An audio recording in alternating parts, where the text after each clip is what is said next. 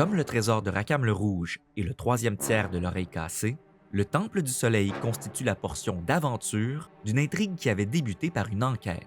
Il s'agit donc d'attentats. Mais pourquoi?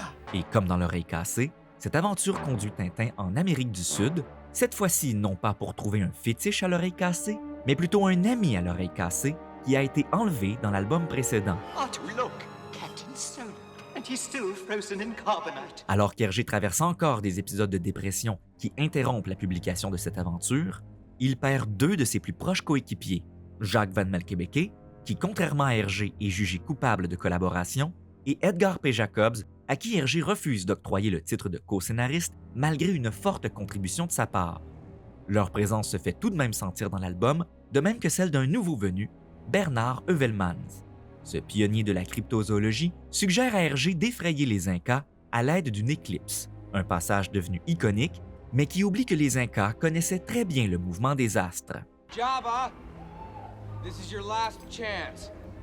Free us or die. On retrouve encore dans le Temple du Soleil des références à l'épouse du Soleil, qui avait inspiré les 7 boules de cristal, ainsi que des références à Jules Verne, plus particulièrement aux enfants du capitaine Grant et à l'île mystérieuse. Si les 7 boules de cristal peut être considéré comme un album horrifique, j'estime qu'il est temps d'admettre que le Temple du Soleil appartient au folk horror, c'est-à-dire l'horreur folklorique. D'ailleurs, le Temple du Soleil fut publié la même année que The Lottery, la célèbre nouvelle de Shirley Jackson que certains considèrent comme étant le texte d'horreur folklorique le plus influent d'Amérique du Nord.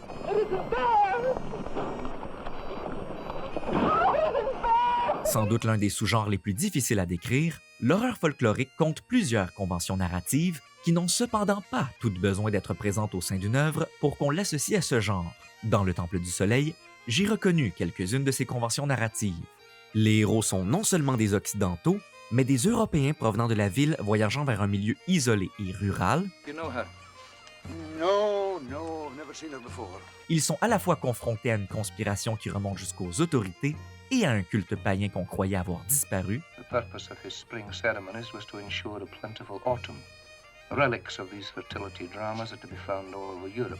Et leur survie est menacée par le poids de la tradition qui conduit inévitablement au sacrifice humain. Do you expect me to talk? No, Mr. Bond, I expect you to die. Un des objectifs de l'horreur folklorique est de redonner à la nature l'aspect mythologique dont la société occidentale l'a dépouillé, et ainsi d'enseigner à ceux qui s'aventurent hors de la ville à respecter de nouveau les lieux et les cultures qu'ils explorent. Mighty God of the sun, bountiful goddess of our orchards, accept our sacrifice and make our blossoms fruit. Par conséquent, l'horreur folklorique est on ne peut plus pertinente dans l'aventure et aide à faire du Temple du Soleil un chef-d'œuvre de ce genre. Faut-il vraiment que ces bougres de ruminantes malheurs nous accompagnent? Claro, señor. La mât très utile en montagne. Yanti avec toi. Si toi, poli avec eux. C'est tout.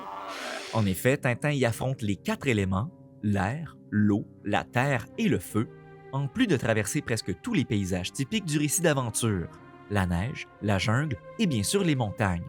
Structurally, the mountain, the high place, is most associated with the reveal. Revelations in stories are moments of discovery, and they are the keys to turning the plot and kicking it to a higher, more intense level. C'est Candigo. God's holy trousers. The mountain is often depicted as the site of hierarchy, privilege, and tyranny, typically of an aristocrat who lords it over the common people down below. Afternoon, Your Reverence. You said you wanted to see me? De plus, Tintin s'enfuit d'un bateau en esquivant des coups de feu, saute d'un wagon de train hors de contrôle, affronte plusieurs animaux, découvre un passage secret caché derrière une chute, ainsi qu'une civilisation perdue. On se saisisse de ces sacrilèges. Selon Vanessa Labelle, une grande partie de ces épreuves constituent des initiations. Mais pour qui? Certainement pas Tintin. Non seulement voit-on qu'il n'a plus peur des requins depuis qu'il a vaincu celui qui hantait l'épave de la licorne, mais aussi n'a-t-il plus besoin qu'on lui donne des talismans. You will take me to Jabba now. It'll talk about Jabba now. You serve your master well.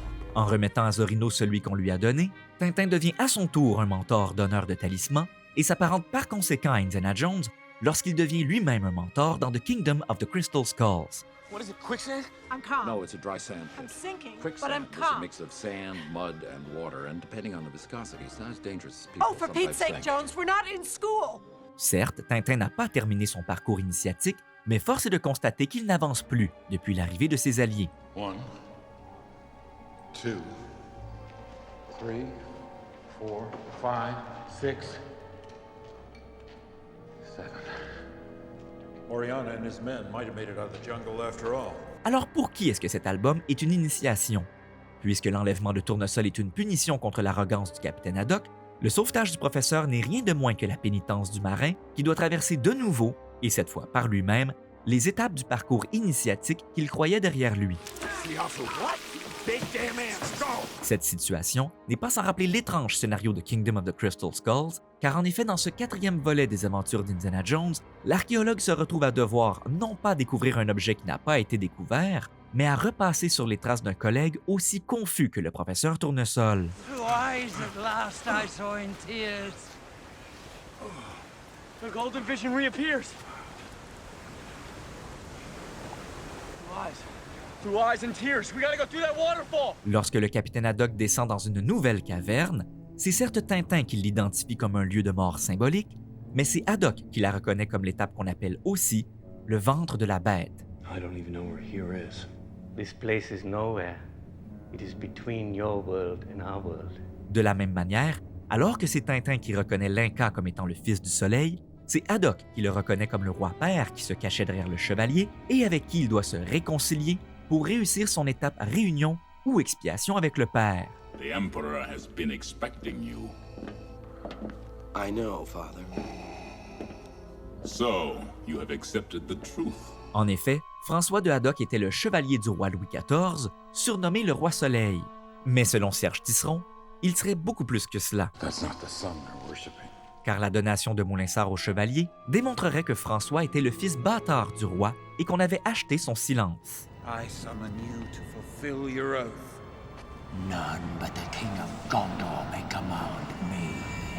Voilà pourquoi la quête du capitaine Haddock n'était pas terminée et que le fantôme de sa famille était Foudrage. I've accepted the truth that you were once Anakin Skywalker, my father. That name no longer has any meaning for me. It is the name of your true self you've only forgotten.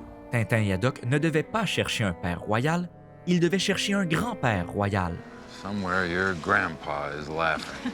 Le père royal dans cet album, c'est ni plus ni moins que l'Inca, fils légitime du soleil qui achète de nouveau le silence d'Haddock en lui offrant un trésor. Mayan. He's speaking Mayan. What does he say? He says he's grateful and he wants it.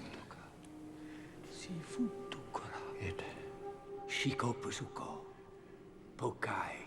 It wants to give us a gift. Pour se réconcilier avec son père, autrement dit pour traverser l'étape réunion ou expiation avec le père, Haddock accepte de garder le secret de ses origines en prononçant une phrase très spécifique qu'on ne l'a jamais vu prononcer et qu'on ne le verra jamais prononcer de nouveau. Que le grand cric me croque si je lâche un seul mot à ce sujet. Mais que son ancêtre, le chevalier François, lui, avait prononcé à 2 reprises. Que le grand cric me croque, il nous coupe la route. Or, si le capitaine Haddock accepte de taire le secret de son origine royale, ce n'est pas à cause du trésor offert par l'Inca, mais pour ce que cette aventure lui a appris. Why this legend of a city of gold? The Uga word for gold translates as treasure.